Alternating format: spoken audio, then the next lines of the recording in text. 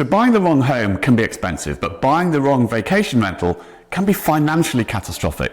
So as the #1 team in Sonoma County with the most amount of experience and free information about vacation rentals, I wanted to share the 8 things you must know if you're looking to find a property that is eligible to be a vacation rental. Firstly, we need to identify if the property is located within the coastal region. All single family homes in this area can be vacation rented, but starting later in 2024, both a license and a permit will be required. However, these coastal properties will not face zoning restrictions, so regardless of the underlying zoning, you will be able to operate a property as a vacation rental. But it is worth noting that for someone operating a vacation rental with a TOT number before October the 26th of 2023, the only thing needed is a license, and the license does not have a septic or zoning requirement, which is great news for existing property owners. So no permit will be required. So once the Coastal Commission votes for the coastal plan in the first half of 2024,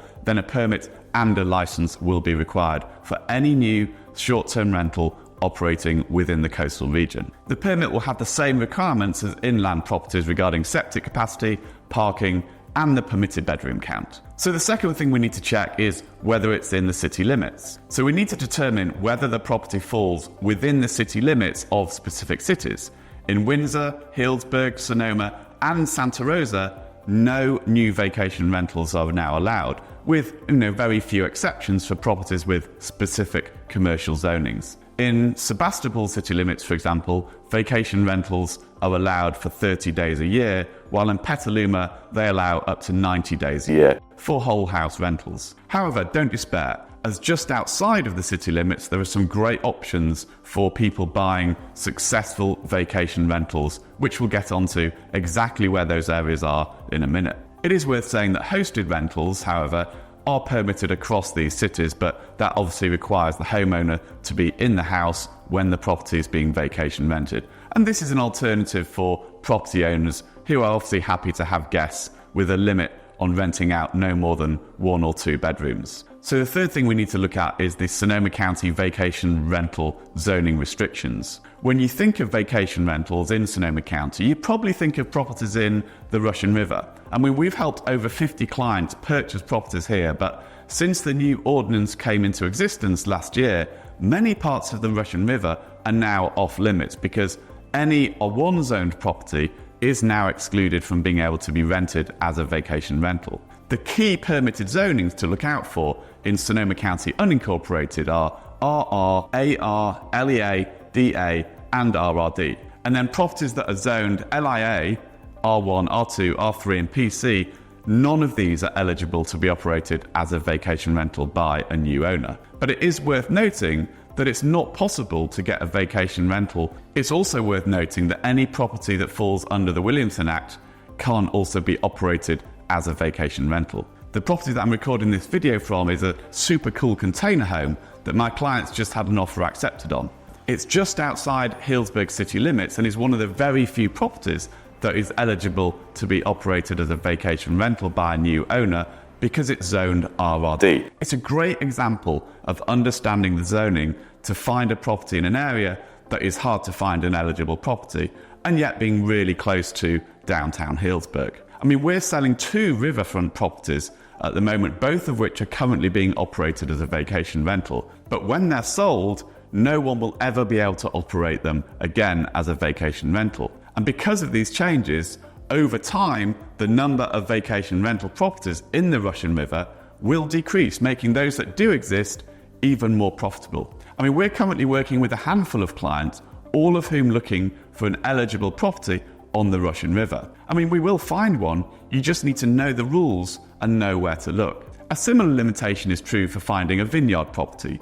So many of these types of properties are often ruled out because they have the wrong zoning. Many vineyard properties are actually zoned so aren't eligible. So the other exclusion for vacation rentals are properties where there's been a cap put in place to limit the number of vacation rentals allowed in any one particular area. The best way to determine the zoning is to go to the county website and go to the zoning lookup site and put in the address, and then you can see exactly what the zoning is. So along with the exclusion zones and the cap zones highlighted next, the restrictions placed on a property due to its underlying zoning is the biggest challenge when it comes to finding an eligible property. So understanding those zoning restrictions is crucial to finding an eligible property. So now let's talk about the exclusion zones and the cap zones. I mean, one of the big changes that came in August of last year was the extension of the exclusion zones into different areas of the county, as well as the introduction of a number of areas where a new 5% cap was introduced. And this essentially limits the number of vacation rentals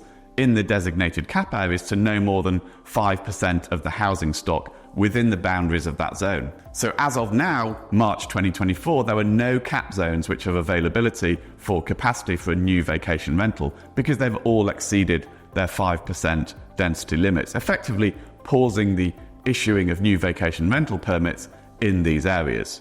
I mean, there are a couple of areas where the density is at 7 or 8%, but even at these levels, it could take a year or two for enough properties to sell to then free up capacity for a new vacation rental permit. If you'd like to see a detailed breakdown of where all the exclusion zones and cap areas are within the county, we actually created the only website where you can search all vacation rental eligible properties on the market. And I'll share that at the end of this video. So the next thing we need to talk about are the HOA restrictions. You also need to assess whether the property is part of a homeowners association. So the vast majority of HOAs actually prohibit vacation rentals, which can be a decisive factor in determining a property's eligibility for operating as a vacation rental. I mean, there are some areas which have CC&Rs in place, but there's no HOA to enforce them. For example, there is an area in Bennett Valley where this is the case. And I do know that there are a couple of vacation rentals operating in that area, despite the fact there are some CC&Rs in place. So the next thing to think about is whether or not a property is a multi-unit property. I mean, if the property is zoned as a duplex, triplex, or multi-family dwelling, it's not eligible to be a vacation rental. This criteria ensures that residential properties designed for multiple families are preserved for long-term housing, which, is obviously a good thing. And then the other thing to think about is whether the property has a junior ADU. So this is a restriction that seemed to come from nowhere when the rules were changed last year. Properties with attached junior accessory dwelling units, or JDUs, can't get a vacation rental permit of any sort. However, if a property has an ADU, the main house could be eligible for a permit, but you can't operate the ADU as a vacation rental. And that's a rule across California. This ensures that these smaller, often more affordable housing units remain available for long-term residents, supporting the county's housing goals for creating housing for, the workforce. So if you find a property that meets all these criteria, well, congratulations, you found an eligible vacation rental. So for every single property that comes on the market, we run the property through all of these checks. And if it qualifies, we put it on a private website that we share with our clients. If you want to get access to that website, then do get in touch with me. Just send me an email to david@brewingtonhargreaves.com or give me a call on 707-238-2112. But there are also some common pitfalls that you have to avoid.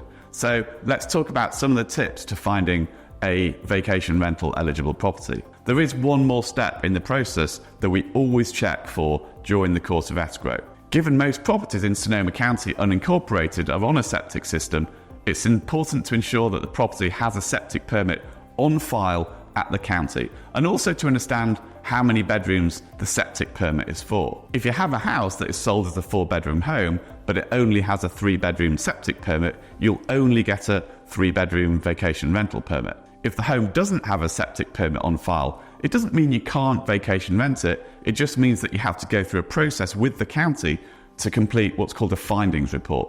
This involves getting a septic inspector to verify what septic system is in place at the property and map it out. While it's not a problem in its own right, it just costs time and money, and it could cost a couple of $1,000s and also take up to 6 months to complete that process. So it's also worth talking about the requirements of the business license. While you don't need to worry about the requirements of the business license prior to purchasing a property, you do need to ensure that the property has on-site parking. For example, if you are applying for a 2-bedroom vacation rental permit, you'll need 1 on-site parking space. 2 on-site parking spaces are required for a 3 or 4-bedroom vacation rental. So again, this is an important thing to check out when you're looking for an eligible vacation rental property. The other requirements of the business license are focused on setting and enforcing operational standards for the running of the vacation rental once an owner gets the permit. For example, to comply with the noise restrictions, outdoor amplified sound is generally prohibited. And this measure really helps ensure that vacation rentals don't disrupt the peace and tranquility of residential neighbourhoods. So one of the other things that changed last year was the fact that overnight occupancy for vacation rentals should be up to a maximum of 2 people per sleeping room, plus 2 additional persons per property, up to a maximum of 12 people. For example, if you have a 3-bedroom vacation rental permit, you can advertise the property as 3 bedrooms, but sleeps 8 people. While not limited to vacation rental homeowners, there is a requirement to ensure defensible space around the property is maintained to reduce the risk of fire.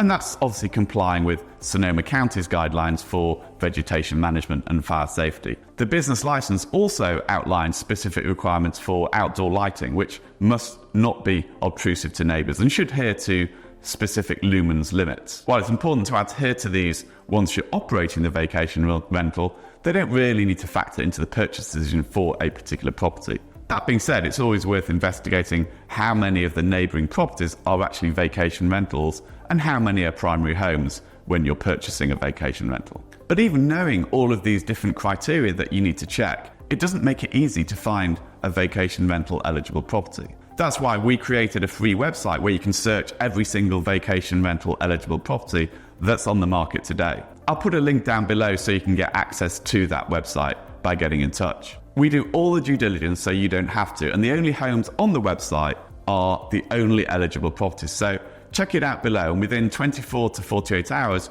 we'll give you access to our custom site. So if you don't want to do any of the work and just want someone to take everything off your plate, my team and I are the #1 team in Sonoma County and also the #1 vacation rental team in the county. So we've helped more than 50 people find the perfect vacation rental property. So if that's you, then just reach out and email me at david@brewingtonhargreaves to get started. But before you leave, if you found this video helpful and want to know if I was buying a vacation rental in 2024, what I would do, I'll link that video here. So knowing what I know after helping over 50 people buy a vacation rental in Sonoma County, I'll tell you exactly what I'd do today if I was buying one. So make sure to check that out. See you in the next video.